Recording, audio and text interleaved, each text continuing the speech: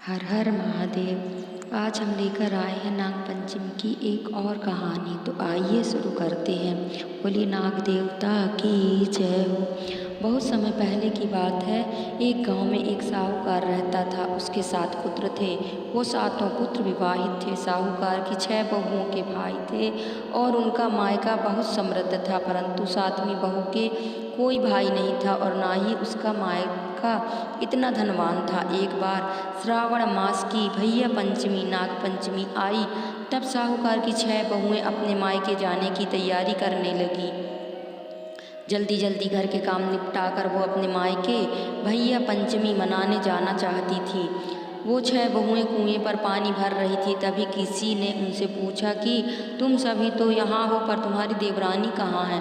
तो उन्होंने उत्तर दिया कि आज भैया पंचमी है और हमें अपने पीहर जाना है भैया पंचमी की पूजा के लिए, परंतु उसके कोई भाई नहीं है, इसलिए वो अंदर चुपचाप बैठी है और अपने काम कर रही है। उनकी सभी बातें एक सर्प सुन रहा था। एक बार उस छोटी बहू ने उस सर्प के जीवन की रक्षा करी थी, इसलिए वो सर्प उसका आभारी था। उन बहुओं की बातें सुनकर सर्प उन बहुओं के पीछे पीछे उनके घर पहुंच गया। घर पहुंचकर उस सर्प ने आदमी का रूप ले लिया। घर में आकर उस सर्प ने साहूकार की छोटी बहू को अपनी बहन बताया और कहा कि वो उसका दूर के रिश्ते का भाई है। उसने वहाँ सबका अभिवादन किया, लेकिन छोटी बहू को यकीन नहीं हुआ, इसलिए उसने उससे कहा मेरा कोई भाई नहीं है, तुम कौन हो? मैं तुम्हें नहीं जानती। तब उसने उसको विश्वास दिलाया कि वो उसका भाई है और कहा कि मेरा जन्म तुम्हारे विवाह के बाद हुआ था। यह जानकर उसे बहुत खुशी हुई। वो सबसे कहने लगी मेरा भाई आया है, मेरा भाई आया है। उसे याद आया कि आज तो भैया पंचमी है, परंतु उसने कभी यह त्यौहार नहीं मनाया था, इसलिए उसे इसकी विधि नहीं पता थी। उसने अपनी सास से भैया पंचमी की विधि पूछी। सासू बोली माँ मेरा भाई आया है और आज भैया पंचमी है, मैं क्या करूँ?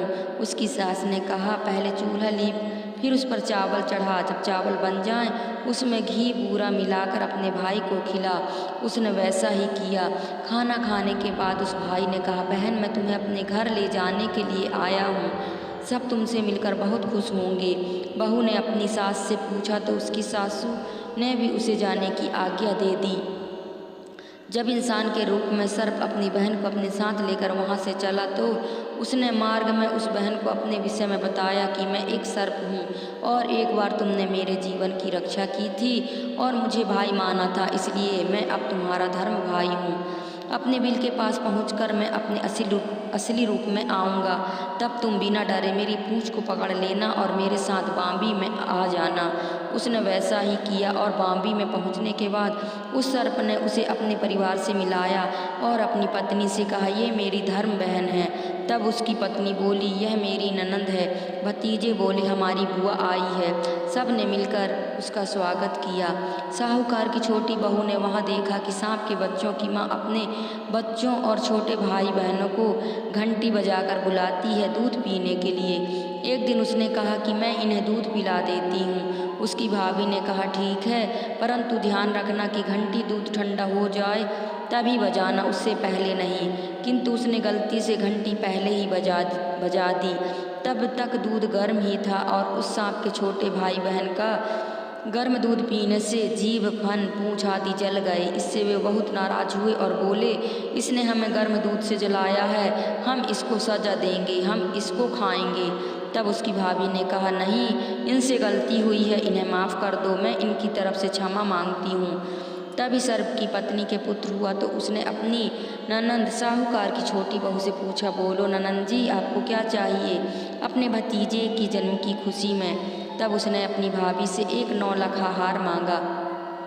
भाभी ने ननंद को 9 लखा हार भेंट में दे दिया और उससे यह कहा कि यदि आप इस हार को पहनोगी तो यह हार ही रहेगा, परंतु अगर कोई दूसरा इसे पहनेगा तो उसके गले में यह सर्प बन जाएगा।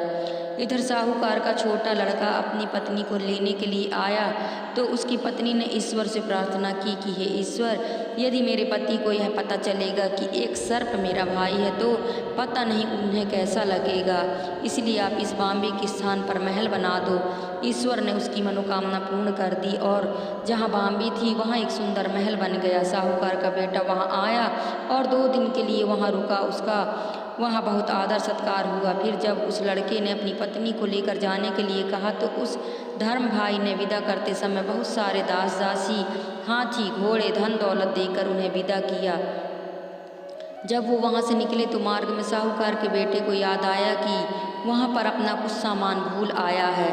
उसने अपना सामान लाने के लिए वापस जाने के लिए कहा तो उसकी स्त्री ने कहा, ऐसा कौन सा कीमती सामान है जिसके लिए हम दोबारा लौटें? हम अभी अपने घर चलते हैं। परंतु उसका पति नहीं माना और वापस लौटकर उसी स्थान पर आ गया। परंतु अब वहाँ पर कोई महल नहीं था, वहाँ तो सांप की बाम्बी थी। यह देखकर साहूकार के बेटे को बहुत क्रोध आया और अपनी स्त्री से कहा कि तुमने मुझे भ्रम में रखा, तुमने मुझे धोखा दिया है। अब मुझे सच सच बता कि यह क्या माजरा है। तब उसकी पत्नी ने उसे सारी कहानी सुना दी और कहा कि मेरे कोई भाई नहीं था, इसलिए सारी जेठानियाँ मेरा अपमान करती थी। मुझ पर ईश्वर ने दया दिखाई और एक सर्प मेरा धर्म भाई बनकर आया और यह उसी की बाम्बी है। मैंने ईश्वर से प्रार्थना की थी कि 2 दिन के लिए उस बाम्बी के स्थान पर एक महल हो जाए जिससे किसी को इस बात का पता न चले। उसके पति को उसकी बात पर विश्वास हो गया और वो उसे लेकर अपने घर लौट आया। बहुत दिनों बाद उस साहूकार की छोटी बहू के पुत्र हुआ। साहूकार की छोटी बहू ने अपनी ननंद से पूछा कि तुम्हें क्या चाहिए? तो उसकी ननंद ने कहा कि आप जो अपने मायके से 9 लाखा हार लाई हो, मैं तो वही लूँगी। तब छोटी बहू ने उससे कहा कि तुम उसकी जगह कुछ भी ले लो, मैं खुशी से दे दूंगी, पर उसे मत लो, यह मेरे पीहर का हार है। यदि इसी मेरे अतिरिक्त कोई दूसरा पहनेगा तो यह सर्प बन जाएगा। परंतु उसकी ननंद नहीं मानी और बोली, मैं तो यही हार लूँगी। तब उस बहू ने अपनी ननंद को वो हार दे दिया। जैसे ही वो ननंद उस हार को हाथ में लेकर देखने लगी तभी वो सर्प बन गया। यह देखकर ननंद बहुत डर गई। तब छोटी बहू बोली कि मैंने आपसे पहले ही कहा था यह मेरे पीहर का हार है। फिर उसने अपनी ननंद को अपनी सारी कहानी बताई, कैसे एक सर्प उसका धर्म भाई बनकर आया और उसने उसकी पीहर की कामना पूरी करी। यह सुनकर उन सभी को बड़ा अचंभा हुआ। फिर किस प्रकार सच्चे मन से ईश्वर से भैया पंचमी के दिन उसने जो मांगा ईश्वर ने उसे दिया। इसलिए जो भी श्रावण मास के शुक्ल पक्ष की पंचमी को भैया पाँची नाग पंचमी मनाए और विधि विधान से पूजा करे, साथ ही विनायक जी की कहानी कहे और सुने, उन सब की ईश्वर उसी प्रकार मनोकामना पूरी करे जैसे साहूकार की छोटी बहू की करी। बोलिए नाग देवता की जय। विनायक जी की कहानी। एक दिन एक लड़का विनायक जी से मिलने के लिए अपने घर से चल दिया और अपनी माँ से बोला कि मैं विनायक जी से मिलकर ही वापस आऊँगा। चलते चलते वो लड़का एक बियाबान जंगल में पहुँच गया। उसे ऐसे देखकर विनायक जी को उस पर दया। उन्होंने सोचा कि ये लड़का मुझसे मिलने का नाम लेकर घर से निकला और कहीं जंगल में इसके साथ कुछ अनिष्ट ना हो जाए। यही सोचकर विनायक जी एक बूढ़े ब्राह्मण का रूप धारण कर उसके पास आए और बोले, बेटा तू कहाँ और किसके पास जा रहा है? यह लड़का बोला कि मैं अपने घर से विनायक जी से मिलने के लिए निकला हूँ, मैं उन्हीं के पास जा रहा हूँ। यह सुनकर बूढ़े ब्राह्मण का रूप धारण किए विनायक जी बोले कि मैं ही विनायक हूँ, बोल तुझे क्या चाहिए, जो भी मांगना है मांग ले, परंतु एक बार ही मांगना। यह सुनकर उस लड़के ने कहा, अन्न हो, धन हो, हाथी की सवारी हो, महल में गुलाब के फूल जैसी सुंदर स्त्री बैठी हो।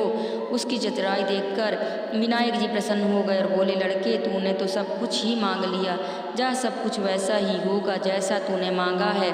वो लड़का फिर अपने घर आया तो उसने देखा कि एक सुंदर सी बहू चौकी पर बैठी है और घर में बहुत सा धन आ गया है। उस लड़के ने अपनी माँ से कहा, देख माँ, मुझे विनायक जी ने कितना धन दिया है, यह सब मैंने विनायक जी से मांगा है। हे विनायक जी महाराज, जैसे आपने उस लड़के की सुनी वैसी सबकी सुनना और जैसा उसको दिया वैसा सबको देना। कहने सुनने वाले हमारे पूरे परिवार की मनोकामना पूर्ण करना। बोली विनायक जी की जय।